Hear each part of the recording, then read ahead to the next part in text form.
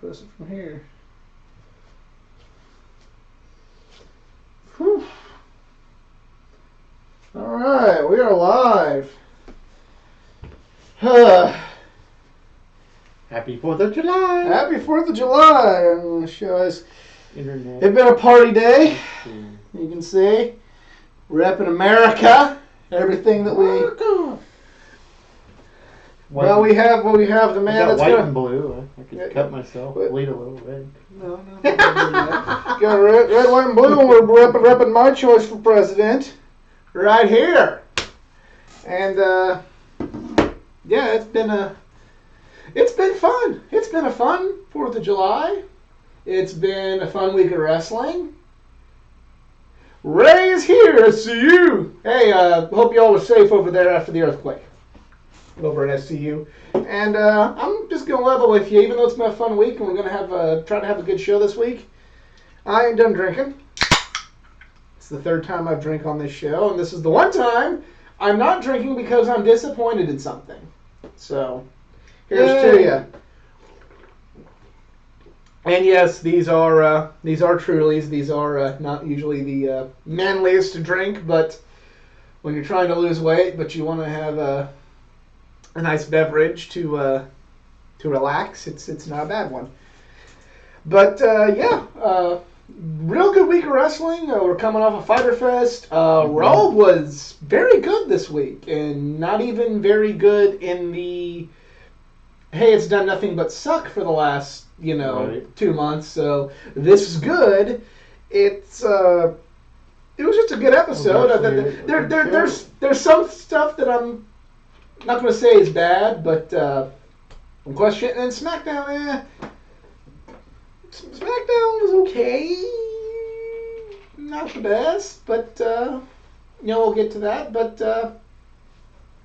yeah, let's get right to it. Hello, everyone, and welcome to this week's Star Spangled edition of the Just Two Marks Wrestling Recap Show. I am the Athletic Geek, and I am joined once again by Jedi Jason Kruger. Hello.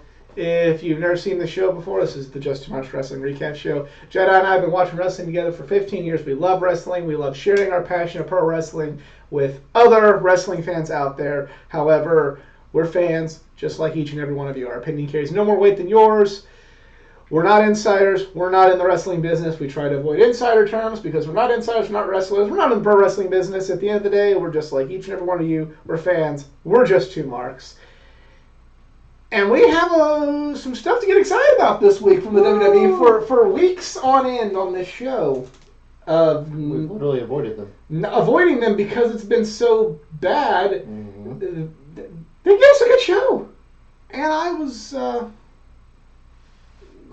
really happy with the show. And in addition to all that, the first night of the G1 Climax starts on Saturday in the United States for the first time. So, yeah, definitely something to check out there. But let's get to Raw. So we have something that feels like foreign territory again because we're usually not. Broken from the format, we're giving our own thoughts to start the show. So we start off with Braun Strowman and Bobby Lashley. They're not playing tug of war this week. No, they have Falls Count Anywhere match, right? Yeah, they have Count Anywhere. Falls Count Anywhere match. But they wanted to celebrate the 4th of July early. you know, they blew up the set. You know, a lot of people have kind of been criticizing that, saying it was corny, but I thought it was pulled off pretty decently. I thought it was a good way to kind of... I mean, I enjoyed Braun Strowman throwing a grappling hook and pulling down a set, so yeah. I'm disqualified from talking about it. Well, but what I'm saying is, a lot of people think that's too corny, but to me, I thought the way they pulled it off was well done. I thought this was a good, no pun intended, hot way to start the show off. And I also felt that this was a good way to give you something for Raw, but also leave people wanting more to protect something much, much bigger and better down the line. This was a good, a better the journey is getting better. It's just now a matter of, will the destination be worth it? Right. That's pretty much my opinion on that matter. It is worth mentioning in the con section of the show that Bray Wyatt has not been seen for the last 2 weeks. Although his puppets are around. Mm-hmm. So, but still, like, I'm getting tired of waiting. Anyway, the New Day versus the Viking Raiders. That's also a match that happened. Going off the bullet points here, throwing things and reminding me of things I forgot. Here. I mean, we got this whole thing where we can't have matches during commercial breaks. You know, that needs to stop. That is holding. That's what held this match back, because this was, to me, and it shouldn't have been, this was one of the cons of the show, and you wouldn't think it would be, because it's 2 good tag teams and 4 guys that can go. Right. So, excuse me. It's on the level. I have been partying today. It's been the 4th of July. I've been working retail. Anyway. Gonna have the news of the world, geek culture YouTuber with potential problem, because of me doing the show after an afternoon of burgers, brats, barbecue, and booze. I mean, some people would say you have a problem because you're not still up there partying and doing the show. That's true. It's called dedication. We love each and every one of you, and that's sincerely. We appreciate each and every one of you, but. Yeah, this is something that really took away from the quality of the show. This should have been like, oh god, this is going to be good, but then ended up just being like, bleh. Not like terrible, but just, eh. Well, when you got things that go like 5 minutes, you don't have time to get started, hardly. No, and the whole not wrestling during commercial, I don't know who made that call. Vince! But I feel like that needs to be changed. I agree. I feel like the formula was working pretty well before, except for the occasional weird why. Yes. Like there was the occasional one that was really bad. But so anyway, basically, yeah, we started off with the 2 members of the New Day that aren't the WWE champion versus the Viking Raiders, and then Samoa Joe interfered, and then Kofi, and then it turned into a 6-man after the commercial break. Woohoo! And it's next. That's right. They do every. That's right. And then that happened. And Joe won. He choked out Kofi. Right? Yeah. That wasn't too bad, but I mean, at least it... Joe and Kofi aren't wrestling at SummerSlam. They're wrestling at the next pay-per-view, right? Correct. Okay. If they're wrestling at SummerSlam... Sunday. Not this Sunday, next Sunday. Yeah. Yeah. I have a bad feeling about what's going to happen. You think Joe's going to win? I don't think Joe's going to win. Oh, no. You think Brock Lesnar's going to come in and cash in on Kofi, don't you? I think he's cashing in soon. If he's not going to cash in on Kofi, he's going to cash in on a wounded Rollins. But we'll get to that. I think it will be at this pay-per-view. I know I kind of thought like maybe they'd say it for SummerSlam, but then they did bring him. Odd that... That's a stupid wild card rule. Is it odd that the Smackdown main event is being promoted on Raw with the 6-man? It's not on anymore, I guess, is it? It just is what it is. I take the Lance Storm opinion on this. They need to unify the titles. But what worries me is, since they feel like they might want to make the Universal title the main title, kill one of the most prestigious belts ever, despite the shit it's gone through, the people that have held it. I could see them doing that. They did it with the tag titles once. But they need to just have the champions be the wild cards. Yep. The women's tag team, the women's champion, the men's tag team, the men's champion. Those are the 4 wild cards. Right.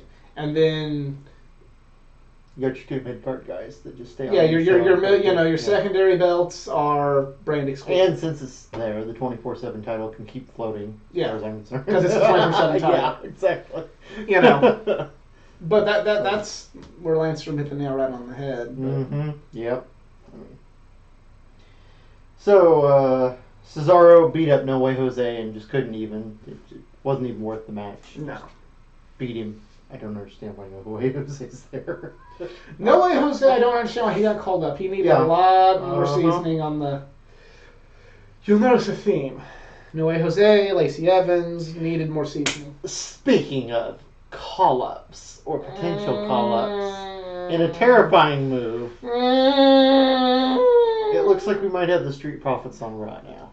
I was unclear if that was official, or what that was. They were just kind of showing it. Yeah. Like, I'm terrified to think they're taking NXT's tag champions. Twice! Yeah, like every 2 months, it's like, it's like, gee. And you know what? It would be one thing. AEW's got this in the bag. As far as tag wrestling, yes. Yeah.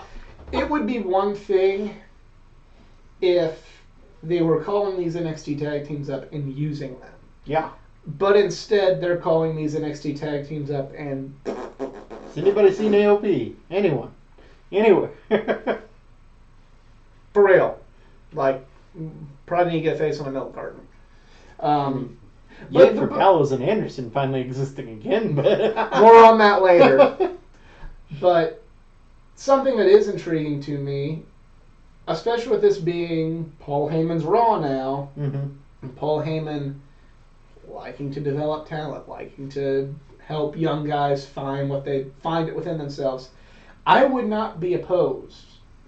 Not like as a call-up, but maybe like an NXT showcase every week. Like, this week we got the Street Profits on Raw. Okay, cool. And then every now and then now the audience that maybe doesn't have the WWE Network or doesn't watch NXT is like, oh, okay, right. Every now and again we'll see, okay, hey, the announcers as they're wrestling, and you can catch these guys every week on NXT, on the WWE Network. They see what these guys can do, they put them in a multi-man, like, okay, hey, these guys are cool. Next week they could have Velveteen Dream. 1 week they could have the Undisputed Era.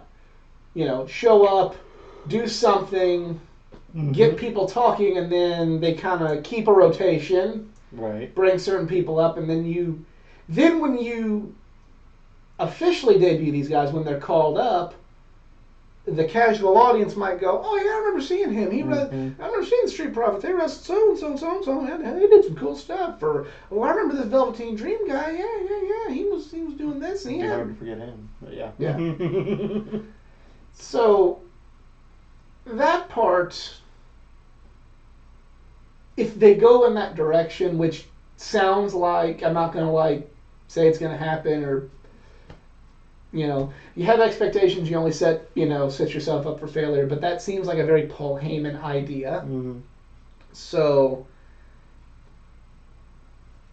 I think that'd be something that'd be kind of cool. Right. If they were to do something like that, showcase an NXT talent on Raw every week. You got 3 hours. Why not? If you're not going to use the cruiserweights anymore, bring an NXT guy up. You could have them. Have them wrestle a main roster guy and put up a good fight. You could have them beat a lower level main roster guy. You could have them wrestle local talent and get a, lack of a better term, squash match. There's so much that could be done with that, and that sounds like something Paul would want to do.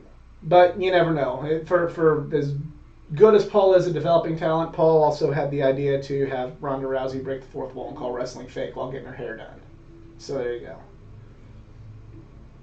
Hits and misses. Undertaker doing Undertaker stuff, talking about souls and all that. That's all I have to say. I'm not there. I think Undertaker is kind of unofficially a Paul Heyman guy, I think, because you notice, like, Taker was always a guy, like when Paul Heyman did SmackDown, Taker was always a top guy on Paul Heyman's SmackDown, just like Lesnar. Like there was the 6 workhorses, but with Angle being the number one, Angle and Benoit being the top 2 workhorses, and then he had the big guys, Taker and Brock. Right. So now, granted, Big Show too. Yeah, Big Show too. Yeah. Granted, Taker was getting used before Paul took over. Right. But I could also see now Paul going, Taker accentuate the positives, have the negatives. Mm-hmm. I could see him trying to pull the best out of Taker with what fumes Taker has left. Try to get the most out of those fumes so they just don't go to waste. Right. Are we sure Teddy Long didn't book this match? I mean, it's a tag team match, player, with The Undertaker. Holla, holla, holla. Holla, holla, holla. But yeah, it's, I'd like to see, I don't want to see Undertaker anymore, but if he can be masked, right, I'd like to see him. Roman could do the majority of the work, and then Taker could come in and do his stuff without, and him be in there with somebody who is who can go, because let's be honest, Goldberg could barely go in his prime, much less now at 50 or over 50. Shane can jump high enough. He can go up for a choke slam plenty easy. Yeah. McIntyre can work, so. And accentuate Taker's positives, hide his negatives, and then put him in at WrestleMania with somebody who can really who can really take care of business. Yes. Then maybe we could have The Undertaker leave us with good, end his career with a good taste in everybody's mouth. Mm-hmm. Because I think at the end of the day, people, even though it would have been a good ending, their last image of Undertaker, they don't want to be losing to Roman Reigns. Because clearly we don't accept Roman Reigns as a fan base. There's a few people that do, but the majority of the fans don't accept Roman Reigns. That's not how we want The Undertaker to go out. I agree. Although if he hadn't come back after that WrestleMania, I wouldn't have been upset. It was a good... No. The ceremony. But I'm also saying that maybe he gets the competitive match with Cena. Yeah. And Cena can send him off, or he gets that match with AJ, and AJ can send him off, or he gets that match with Baron Corbin, like Kurt Angle. Don't you put that evil on? Don't you put that evil on me, Ricky Bobby, because they'll do it. Just being a realist. Oh yeah, you are being a realist. Which is why I'm saying, don't you put that evil on me, Ricky Bobby. So Lacey finally got a win. Ooh. Which, I mean, since she keeps going for the belt, it would help if she got a win every now and again. Huh? Yeah, if she actually won. Yeah. Yeah, something. So she beat Natalya, because it's Natalya. Because it's Natalya. Why not? One of the most talented women on the roster gets nothing. I mean, I don't see the Kobe thing happening with her. She's been there just as long. I just don't see it. No. Oh, brother, 2 out of 3 falls match. We're just gonna pretend it's not a 2 out of 3 falls. You know what? They just need to make this like WrestleMania 2000, not WrestleMania 2000, WrestleMania the arcade game, where everything is 2 out of 3 falls. I mean, we're getting there pretty quick at this rate. And then on pay-per-view, it's 1 fall. Yeah, somebody was joking that was going to be the next big thing. It's like, oh my gosh, a 1 fall match. WWE presents 1 fall, sponsored by Cricket Wireless. So, and this is straight water still. This isn't any kind of alcohol in the Geek Cup. So Miz defeated Elias. I mean, that's the bare bones of what happened. And to quote another YouTube peer in a figure 5.5, it wasn't quite enough to be a figure 8 like Charlotte, but little more than just a regular figure 4. So a figure 5, 5.5 maybe. Sounds good to me. So we should talk about Maria and Mike Kanellis both still exist, and do they ever? Apparently they just signed a new deal. Yeah, and after this one, I don't think they're happy with a certain someone who signed the deal and then informed them of a certain real life pregnancy. Mm-hmm. Well, I think they're even more unhappy with somebody else because. I don't know why, but as you saw on there, basically they're having the Kanellises have a mixed tag match with the 2 champions of their respective divisions, Becky and Seth, and then the man and the man's man. Yeah. William It Regal. makes me laugh. Yeah. So the match is going on, and then they tag in Becky, and Maria's like, "Whoa, don't hit me, I'm pregnant." And then like this word's thrown out a lot on internet culture, and it's kind of it always stirs up a lot of emotion from a lot of different people, and it's something that I don't like to personally bring up on this show because I don't like that type of emotion being brought out on my show. But she pretty much cuckolded her husband right there on. Called him a disgrace. Said that you didn't impregnate me because you're worthless. Might as well just have Becky impregnate me because she's more of a man than you are. And I don't know what Mike Kanellis did. Right. But we've seen people get shit on in the WWE. We saw Jim the Anvil Neidhart get beaten up and spray painted and humiliated right after the Montreal Screwjob. We saw Lita's retirement. Oh,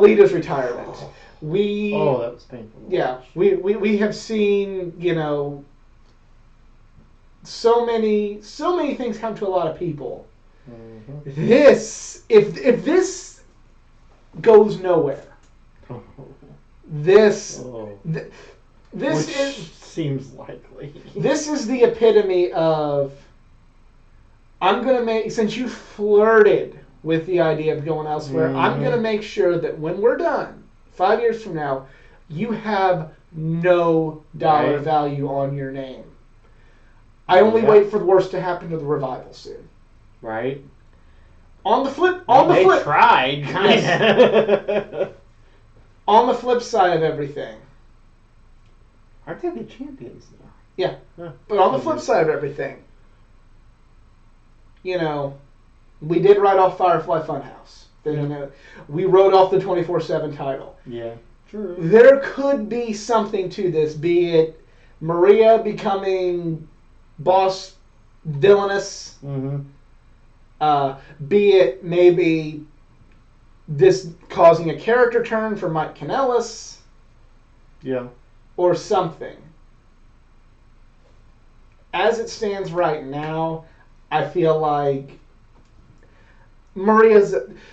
Funny story here. I met Maria and Mike after a Ring of Honor show, and they are both, wonderful people. Yeah. And I even made the joke, because it was when Mike Bennett was not the shining example of what we liked in Ring of Honor, and I even went up to him and said, hey, even though I flipped you off and chanted, fuck you, Bennett, I do have to tell you, good match. And he laughed, and Maria laughed, and, they were just such awesome people to talk to, and they're so kind.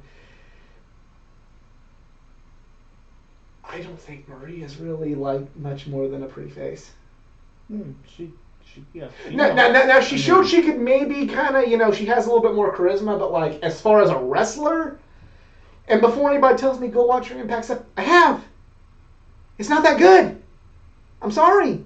Before she met Mike, she mostly had a managerial role. I mean, she knows I'm hoping that this isn't she's going to be a wrestler and be dominating the women's division, because as a wrestler, she's not that good. No, I'm saying post-pregnancy. I hope this isn't the seeds for her being right. She's going to beat Becky, or she's going to be beating Bayley, or Charlotte, or any of the women that can go. Because we'll have her fight Lana first.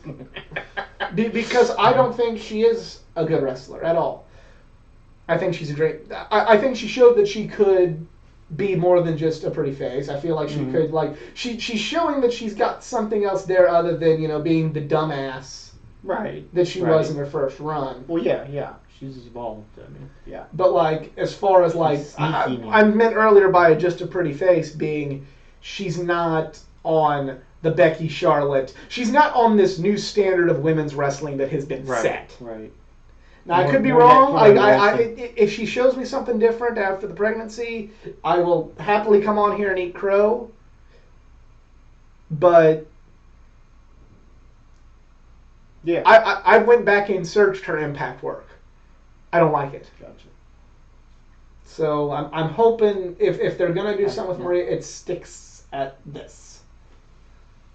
I just hope they do something with Mike after that. Whew! Whew! That was bad. So, yeah, that all happened.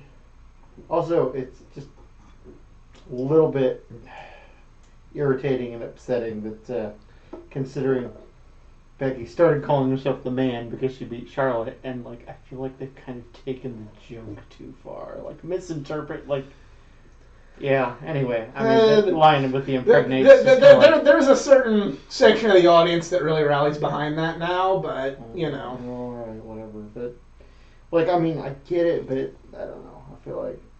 It's a term of endearment now. Like you can't. Well, no, I agree with that. It's just some of the phrases that some of the things they come up with, like the other people in commentary to bounce off that nickname, is just like what.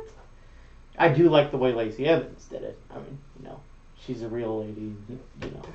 But anyway, if only Lacey were good. Yeah, I know. If Lacey was better in the ring, then I'll give Maria this credit. Would play perfect. I'll give Maria this credit. She's better than Lacey Evans. She's better than Lacey Evans. I will have to see that Impact work. No, it's just because Maria's not great in the ring. But she doesn't fuck up and hurt people. Oh, I see. Okay. Or fuck up and be dangerous. She's just not that great. Right. Gotcha. Yeah. So, let's see. What actually happened here? I know Nikki Cross ended up fighting Carmella, but I forget. There was a moment of Bliss segment, I guess. Yeah. I'm not really. I'm hoping. Speaking of payoffs, I'm really hoping there's a payoff to Nikki being BFFs with Alexa Bliss, because I don't like Nikki this way.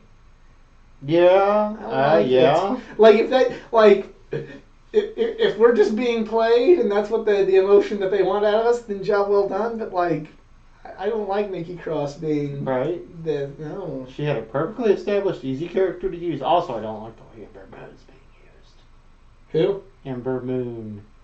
Oh, you mean about a Nintendo DS? Yes, I do. I mean the war goddess that suddenly just turned into some sort of nerd. It's angry at the bullies. It's like, what have you done? I mean, on one hand, I get that like makes her kind of relatable to the people. The crazy psychopath who took out Aleister Black and just knew things and paid attention, but was crazy. So, and now she's at least apparently being played by the generic, played for a fool. Played by the mean girl. Exactly. And it's like, really? Her? I know NXT versus any of the other brands and continuity, but still. Yeah. I agree with you.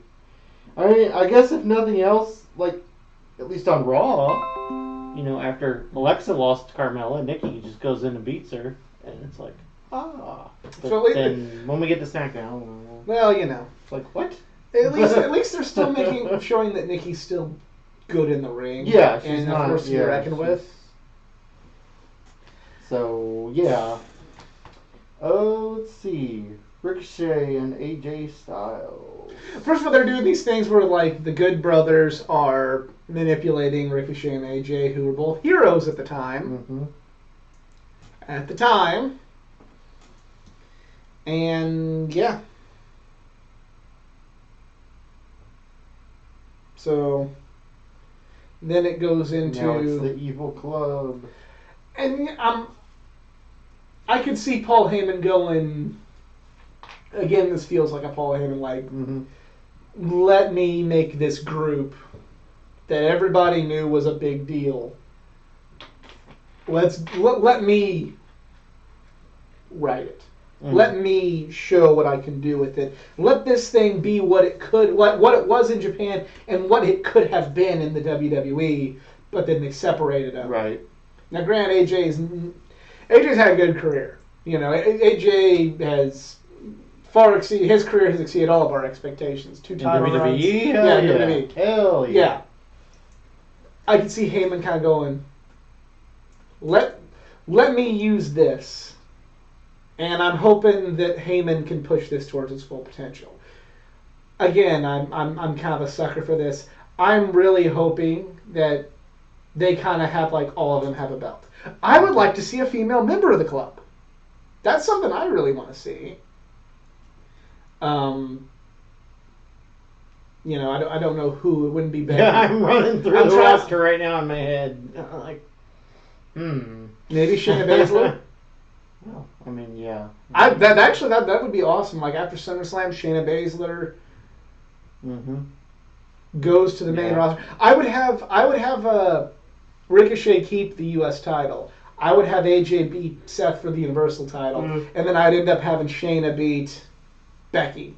Yeah, because now Styles has got his backup, so yeah. And then obviously, and then somewhere down the road, I would make the club be kind of the force, kind of like a Horseman NWO kind of thing, where they use the numbers, but they're still good. They're not quite as cowardice as the NWO. If that makes sense. Right. Then you bring up the Undisputed Era. Faction warfare. Yeah. But on the flip side of things, you know, like that to me, that would be how I would Raw going to WrestleMania is, you know, slowly the cracks are getting in the club's armor, and here are the heroes that are going to save, you know, just going into a complete thing, you know, fan fiction right now. You know, here come the heroes that are going to save the belt, save Raw from the club. And AJ loses the world title, and the Good Brothers lose their tag titles, but Shayna stays women's champion. Makes sense. You know, and again, this would be selfish, but AJ's getting up there. He deserves a main event at WrestleMania. Yeah. You know, have him have that one main event at WrestleMania. You know, you could even. This is definitely not going to happen.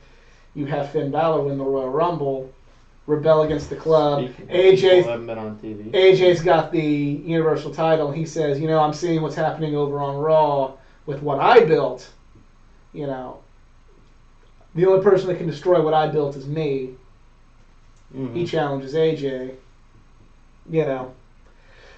Oh, that'd be so awesome. Never gonna happen, but be awesome.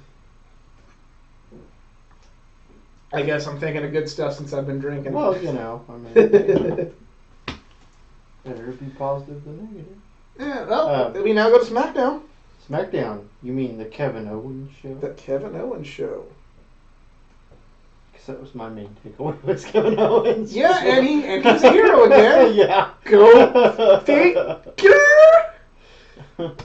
I mean, it kind of makes that whole villain turn that lasted a month. Braun? Worse! Because he actually did something a little bit more hands. Braun, like, you can kind of go like, hey, he wants to be the champion. Hey, I'm doing what I got to do. Like, you're right. Braun felt like, you know, you're right. As justifiable of a villain as there is in wrestling, that was Braun. Fair this is just kind of like not justifiable, and then like, oh shucks, I'm back again. You're right. You are right. You could have very easily have still. Pardon me. You could have very easily with Owens, if you needed that challenger for Kofi, just had, hey man, I appreciate you letting me in here, but I want to shot the belt. I need, you know, as much as you needed that, I need that. And you could have just had the gentleman's fight. Right. You know, but instead we had a month-long villain turn, and now he's back being a hero again. Go figure. Oh, shucks. Now I really need this for other reasons.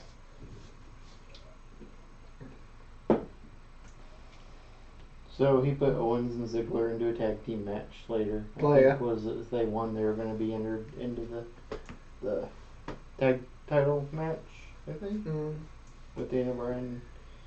Daniel Bryan versus Big E. Daniel Bryan won. That was a good match. It was a good match too. Something I always forget about is that Daniel Bryan was in a match with Big E at a WrestleMania once. Really? 29. Big E and Ziggler versus Team Hell No.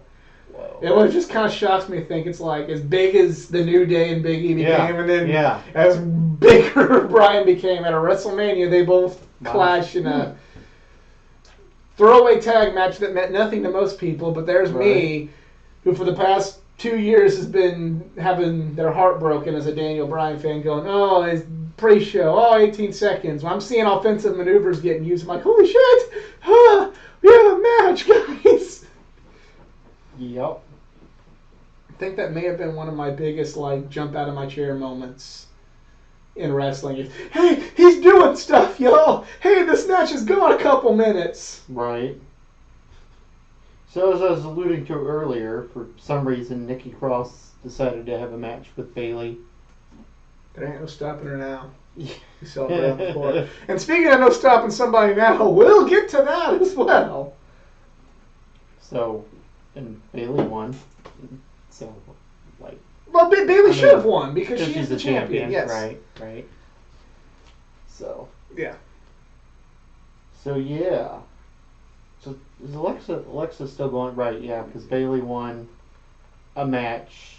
No, Cross beat Bayley a couple weeks ago, didn't she, to secure the I don't know, those weeks are a blur because they were so terrible. I'm pretty sure that Nikki Cross pinned Bayley. I mean, what kind of failing is on behalf of Alexa Bliss, yeah, so that she would get another shot at the championship. But this was during the time where hey, this is terrible TV. Yeah, let's talk about New Japan. Let's talk about AEW. It's been a minute since we've been able to actually talk about go to our original format because we've had no reason to go to our original format.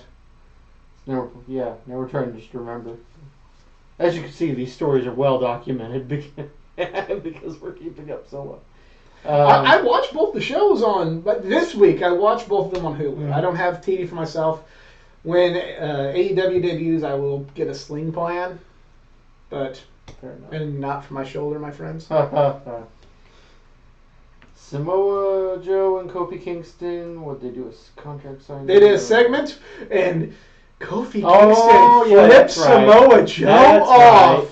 That's right, Samoa Joe. They're flipping him off, saying, you have Corey Graves saying, holy shit. They're calling them hospitals and not medical facilities.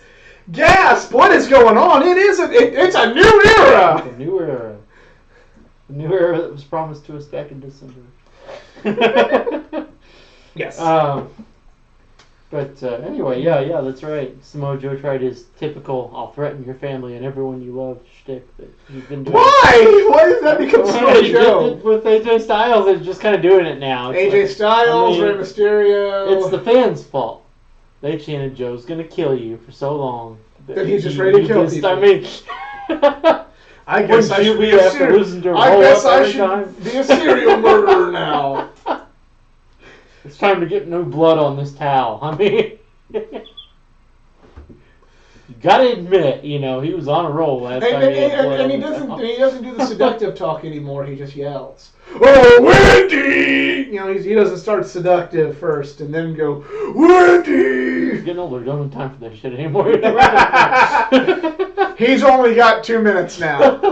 We're sorry, Samoa Joe. Please do not kill us. All right. So yeah, but that was pretty cool for Kofi. That was a good segment. That was a really good segment. The middle finger was shocking, I guess, because of just the PG product.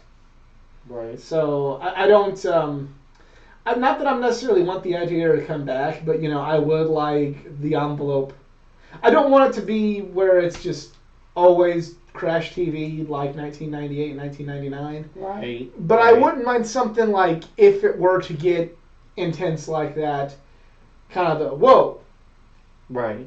I would like it to be a 96, 97 product where you're not afraid to go there, but you don't do it all the time.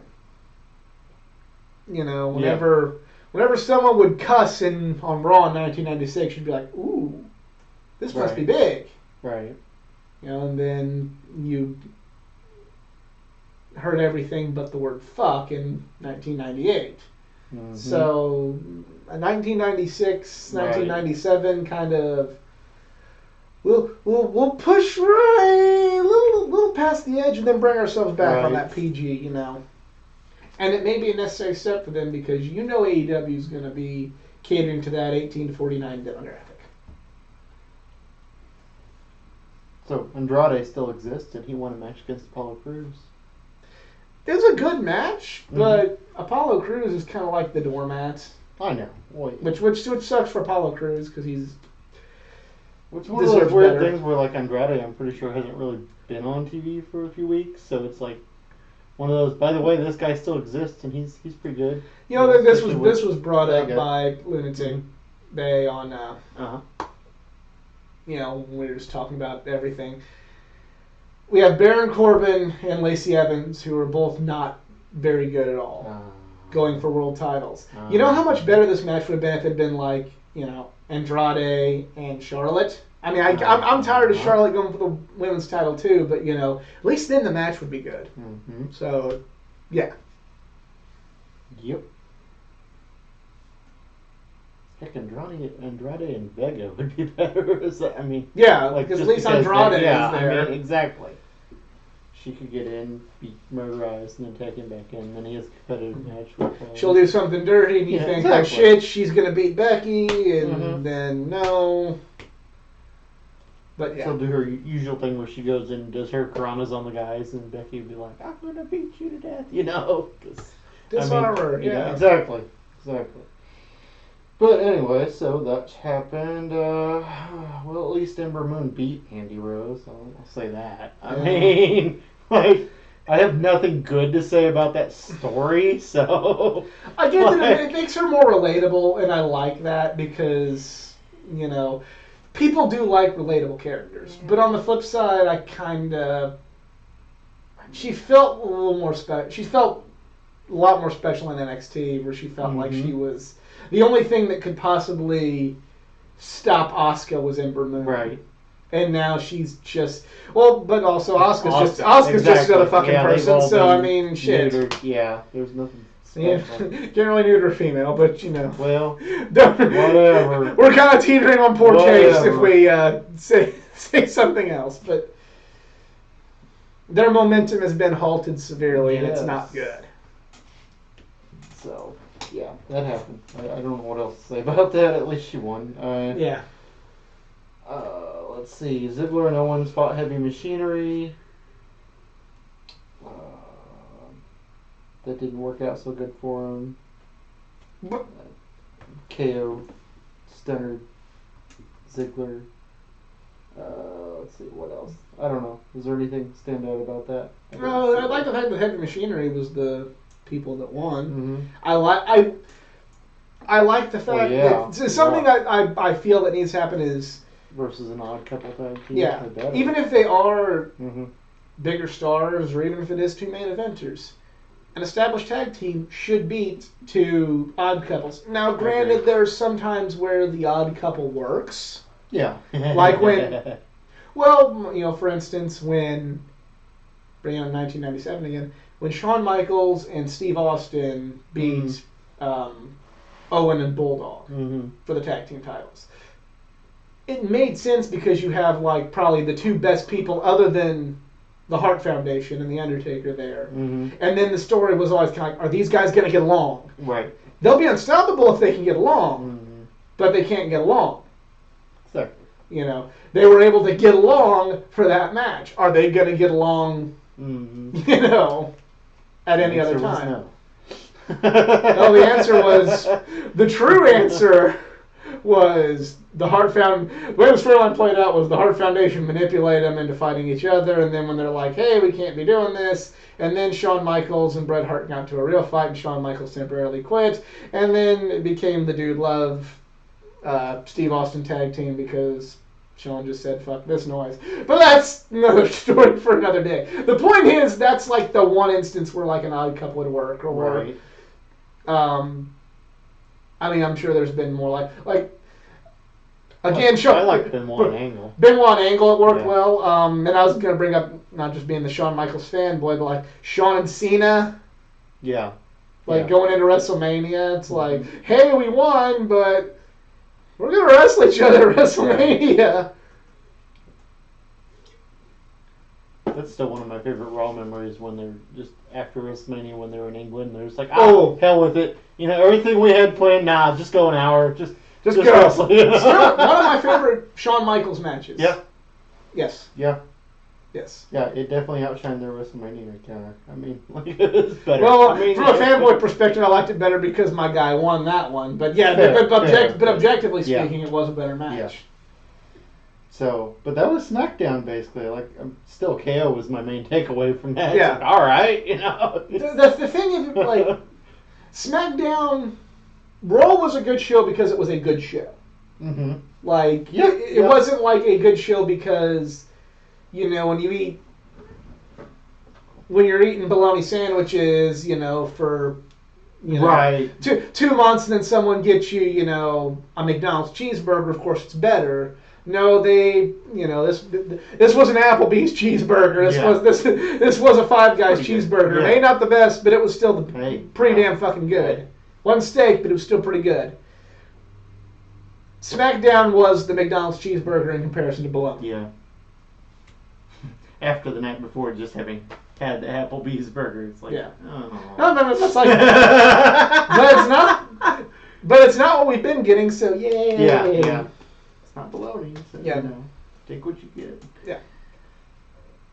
So, do we want to talk about Fyter Fest? We will talk about Fyter Fest. Woo!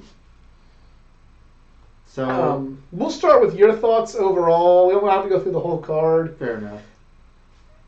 But we'll start with your overall thoughts on it.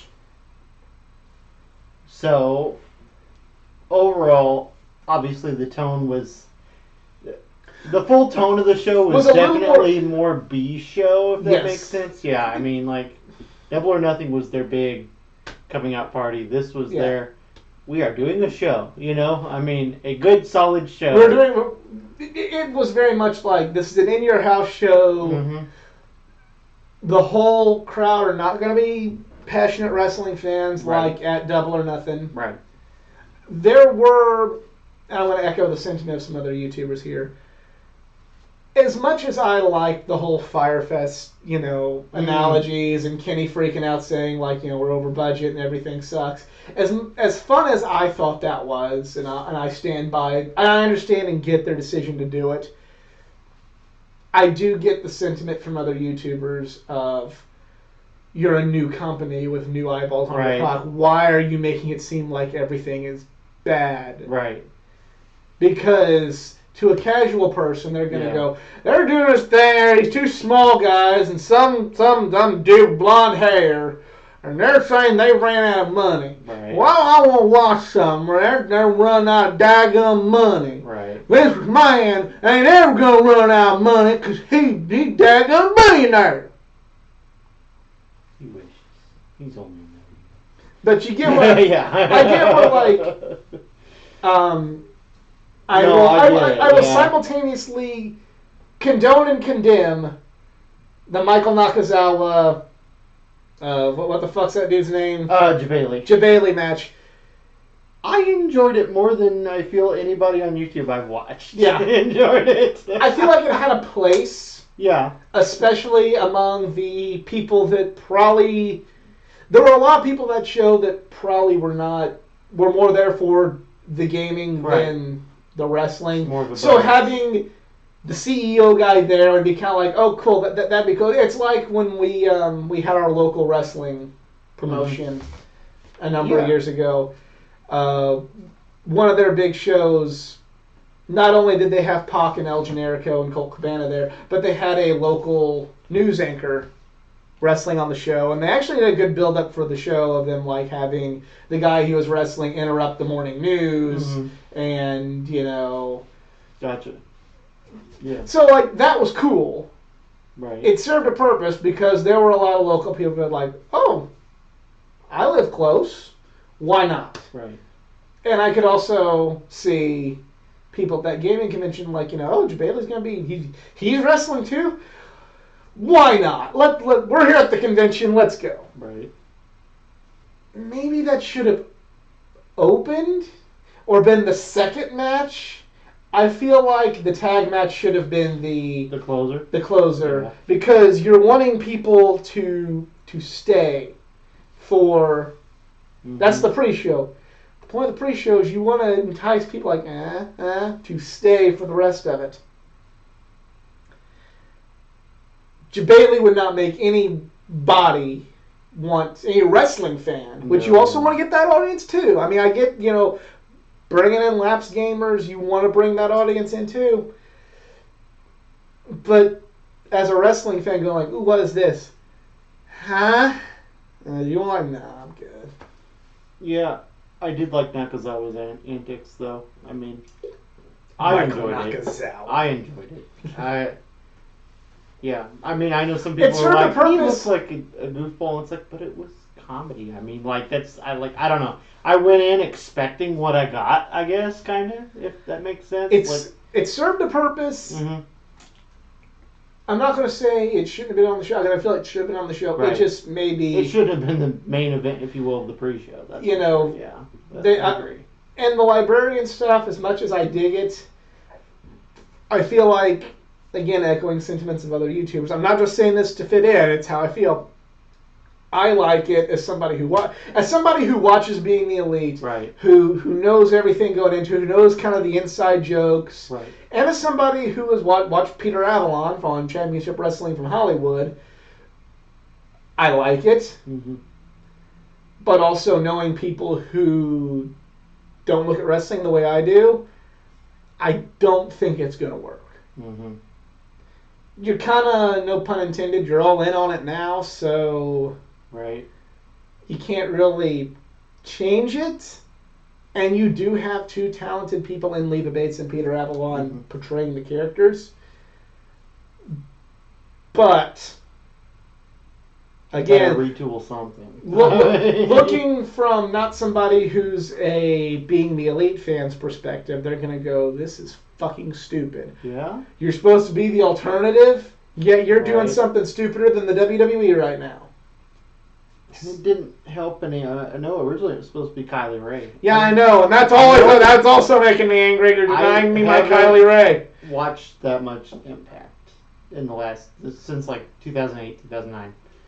So I'm not super familiar with Allie. I know she ran with Rosemary and whatever, but I'm not super familiar with her or her character. And she did fine in the ring, but she didn't really give me enough for me to be that interested. To counteract. I needed Kylie to counteract the librarian shtick that was going on in front of me because it wasn't working, if that makes sense. Yes. If I'd had someone else to bounce off of, it'd have been fine, but Allie didn't give me enough personality or whatever in that situation. I feel like Allie was kind of in the similar position that Nyla was in at Double or Nothing. Mm-hmm. Where it's kind of like, okay, I see enough to want to see more. Right. But I don't see enough to make me buy in. Also, the style, they were both very methodical. Like, it was almost like watching two villains wrestle each other with their styles. There was no style difference to me. And that didn't work. I needed Kylie. I needed somebody with more energy. I mean, yes. Which I don't know why Kylie wasn't there. It's to Allie, just that didn't do it. I hope everything's okay, but yeah. The tag team match still really, really good. That's what we needed. Private Party, they got the Private Party, and on Being the Elite, apparently we're immediately afterwards were offered contracts, so I enjoyed Private Party. I enjoyed that match. My prediction came true with the Best Friends winning. Dark Order. Ironically, the team formerly known as the Super Smash Brothers were not on the gaming show. Yes. As far as the main card is concerned, just going to hit the highlights for me. I thought Cody and Darby Allin was not bad. I feared for Darby Allin a lot. That's just Also impressed by him. He moves. Yes. It's interesting. The what he did was like kind of going through the top and middle rope onto the floor. Like as cool as that was, I was like, ooh, and then trust fall shit. Yeah. Yeah. Why are you trying to die? As far as this is we're breaking the fourth wall a little bit here. The chair shot from Spears to Cody. Upset about that. I didn't like it, and they're kind of saying like it was supposed to be a gimmick chair, but it fucked up.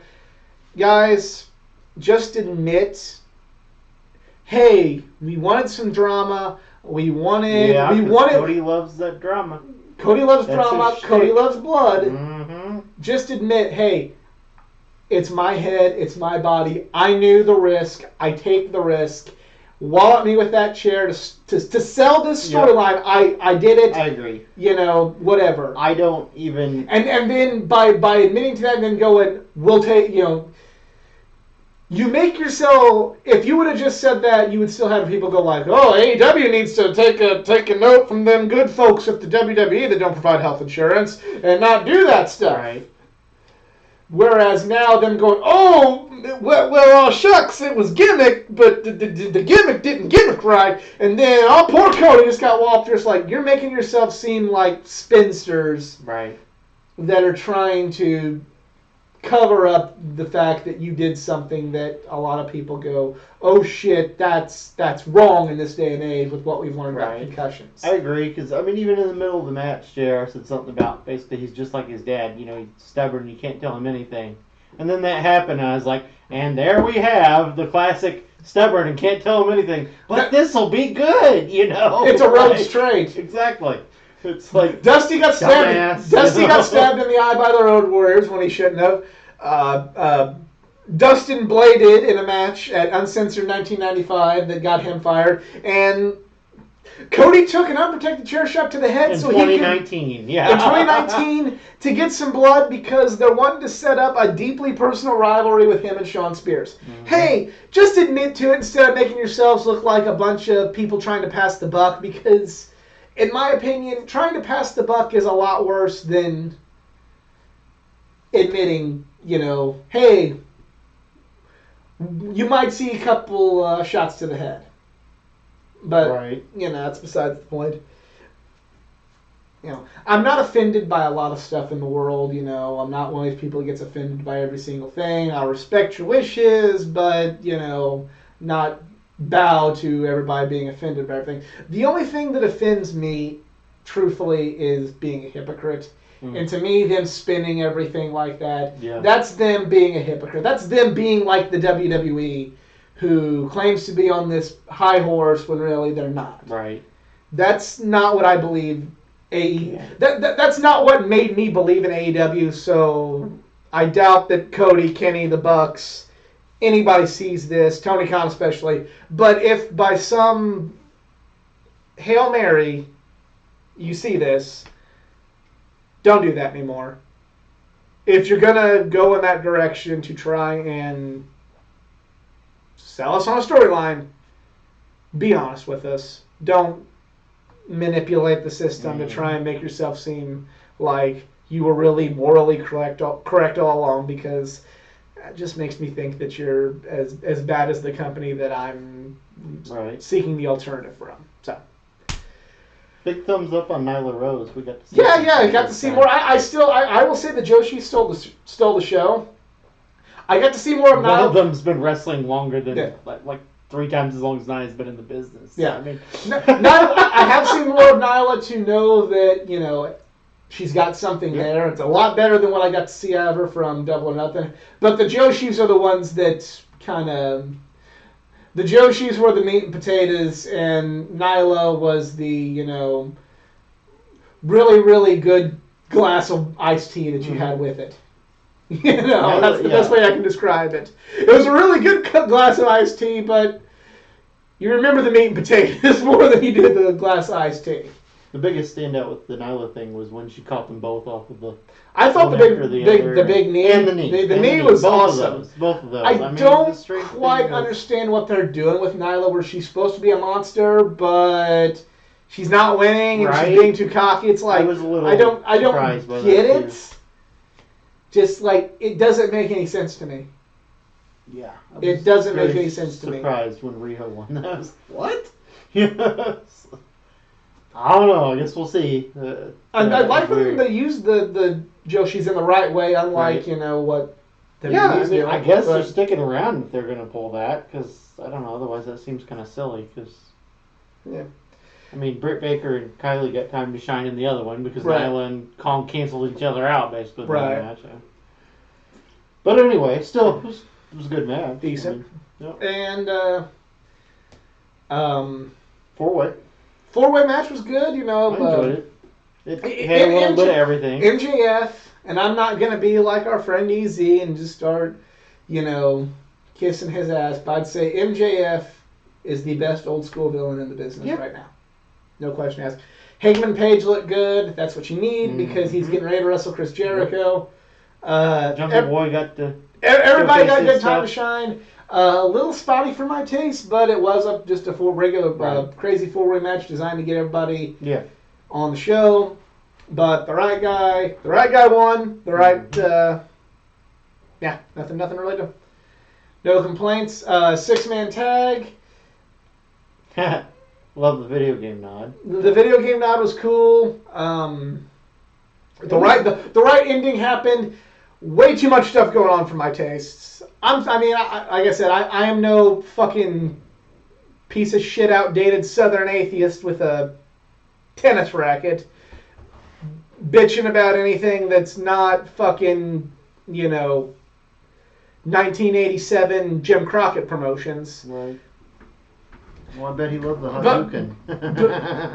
But a Canadian destroyer should not be the equivalent of a clothesline in a match. We agree. If you're going to go through all that trouble. I get the fact that, that these are supposed to be high-flying guys, but, there's still shit that needs to be protected. And I love the Young Bucks. At least it wasn't as bad. Both the Young Bucks and the Lucha Bros are on my wall, and I think I stand up for the Young Bucks a lot whenever they get pigeonholed as wrestlers that just do flips and don't take time to tell stories. Right. This is not making me look like I'm accurate whenever I make that assessment of them, and I don't particularly like it. This match was not near as bad at that, I feel, as the one at Double or Nothing. Oh no, but it was like, holy moly, guys! When you're seeing it, but like I said, the first Brad the Gate, you see, I believe it was Matt doing a Canadian Destroyer, and I'm like, that should end the fucking match. Right. That's a Canadian fucking Destroyer. That done. It's over. It's over. That should end the match, or somebody should be breaking up the pinfall. You shouldn't be going, just wait and see. Yeah. Right. But the people that are criticizing AEW and the style, this is why they always will, even if it's a misguided and false high ground, it's why they will always seem to have that high ground. And I didn't dislike this match, but I'm not a fan. Yeah, I mean, it's cool to see Kenny. Kenny was good. Kenny beat who he should have. Debuted the One Wing Angel. That's cool. Yeah. It was very much an exhibition match, like the one that they had at Double or Nothing. Like the stakes were because of the belts, I guess. It felt like they were there on a mission. One of them was going to win, one was going to lose, one was going to take those belts home. This was like, we are all out here and somebody's going to win. Let's do this thing. It was much like an All In, where it was a 6-man to have in the main event with the Bucks and Coda versus Ray, Bandito, and Phoenix. Right. Where the main event was kind of like, hooray, here is a celebration of what they said bad wrestling was. Here it is, and it's an exhibition to just go, hooray, what a good night. At least Omega got a win. That was. Omega got a win, especially going into his big matches with Shima and Moxley in the coming months. And then we go to the main event. The unsanctioned main event. Woofda! The main event to the unsanctioned. My biggest awkwardness with this was I knew going in they were going to do something like this. There wasn't enough, even on the YouTube stuff, for me at least not the road to it, that there wasn't enough story to justify the amount of violence in this match. I guess if that makes sense. We have There's no personal stakes there. Yes, I get that both of the characters are. It's Moxley finally free to be the crazy guy that he was before he signed with the WWE. Yeah. facing essentially the guy that took his place on the Independents, Joey Janela, as that crazy guy. Right. So I get they needed some kind of craziness. And I was on board with quite a bit of it until the ending. I thought the barefoot thumbtack spot was too far. Whew. Again, had there been a little more build-up to get to that part, like I'd be like, okay, I don't like this, but like you mentioned, the stakes dictated it would get to this part. Yeah. Why are they getting to this part when they just barely know each other? Right, exactly. They have no reason to hate each other. They're just I get that unhinged. I get there's the pride thing of, you know, hey, I'm what you were before you became an entertainer. Well, fuck you. It's still inside me, and I'm going to prove it. It's still that I'm still better than what you were doing. Especially when, like, right afterwards they have the press conference and Tony Khan's like, well, you probably won't see a lot of that on TV and stuff. And it's like, then why did you do it? Why did you do it? Yeah, you could have done that anywhere. Why are you, I mean, he's over in New Japan doing, like, normal stuff. And, like, I guess he had to get it out of his system for a little bit. I mean, and need deathmatch, you know, okay, Moxley. You know, but I get that, like, if they would have done, I feel like if they would have just not done that, I would be kind of more okay with the other deathmatch stuff they did. Mm-hmm. But when they got to that part, I'm just like, really, motherfuckers? Right. Really? Yeah. I mean, if you like senseless violence, I mean, it certainly should have filled the...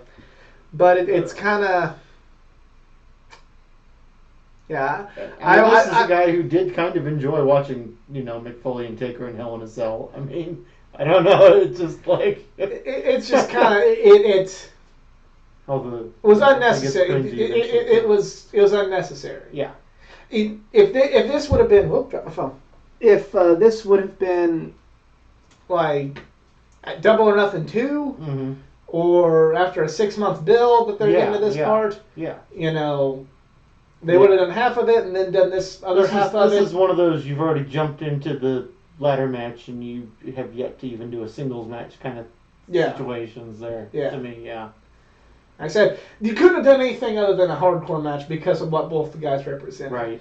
But you could have held off on a few of the moments in the hardcore match. Dialed in. So, you know, like, again, those two should probably just never face each other again. I'm not a piece of shit Southern atheist with a tennis racket. But I'm also not gonna be the blind AEW fanboy and go wonderful shit because it's AEW. Right. I'm gonna point out that I'm not a fan. I wasn't a fan, and yeah, I'm really hoping that I know that's kind of Mox's strength. Mm-hmm. I mean, he can wrestle, but that's still brawling and hardcore is his strength. Right.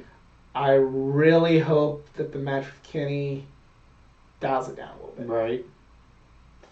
I mean, they haven't announced it as a hardcore match, so it's going to have to. Well, then again, I don't know. But speaking of Kenny Omega, he came in and got some back on Jon Moxley for attacking him, and he got to end, the gamer nerd got to end the gaming festival show on top. Right. I thought that was a good ending. I thought that was kind of... That's what needed to happen. Also good. Moxley winning needed to happen. Kenny getting something back on Moxley needed to happen. Just... some of those also instances. Him just kind of maniacally chuckling while laying there injured, you know. Yeah. You know. It's like good. Yeah. It's like all right, that works. You know. This guy's crazy. Overall, I'd say it's like maybe a good, not great show. Yeah. I mean, middle of the road. I was yeah. Above average to good, but definitely not great. Definitely not great. And there's definitely a lot of things that this company needs to work on. Mm-hmm. I'm not saying that, you know, I'm not writing them off. I'm not saying they ain't going to compete. I'm not saying nothing. I'm just saying that they have some shit they need to work on. I can't wait to see when they actually get TV what that format's like. And they go from there, basically. I mean, that's going to be... Or maybe just all out. Maybe they'll have kinks worked out by then. We'll see. See what that's like. We got Fight for the Fallen coming up. Yeah, I feel like that's probably going to be another rocky road, but I mean... But that's also going to be at the charity show, so they might Dial it down a little bit. You never know. We are getting Omega versus Shima, which is the match I've wanted to see since they announced that Shima would be part of AEW. I think we're having the 3 crazy hardcore deathmatch people team up in a 6-man. We'll do a Fight for the Fallen prediction show. G1 Climax starts this Saturday. I need to find a way to watch that because it will not be live on New Japan World. It will be live on Access TV. Right. But it will be cataloged on there afterwards. Yes. Right? Okay. All right. Because that's probably what I'm going to end up doing. Is just play catch up with it. Yeah. All right. But it's been a longer show, and it's been a longer show despite all the booze, burgers, brats, and barbecue that I've been partaking in tonight. I'm ready to go to sleep. But thank you all for joining us. If you enjoyed this video, please give it a like, give it a share, subscribe for more content, not just from the world of pro wrestling, but from the world of comic books, gaming, and all things geek culture. Go like my Facebook page at facebook.com/athleticgeek89 for more content. Follow me on Instagram at athleticgeek89 and follow me on Twitter, even though that's not really my favorite platform, but it's a necessary evil in this day and age, at athletic_geek89. Jedi, no social media because you got kids, got a real job, ain't got time for that shit. But if you message me with something, if you have a message from Jedi, just hit me up and I will show it to you, and you'll get back to him, right? Oh, of course. Something it's like urgent. that. You'll just message it right to me, and I'll be like, oh, okay. Yeah. But for Jedi Jason Krieger, I'm the Athletic Geek. I am a 4th of July Celebrate American Mark. Along with this fella, there's 2 of us, and we're out. Have a good one.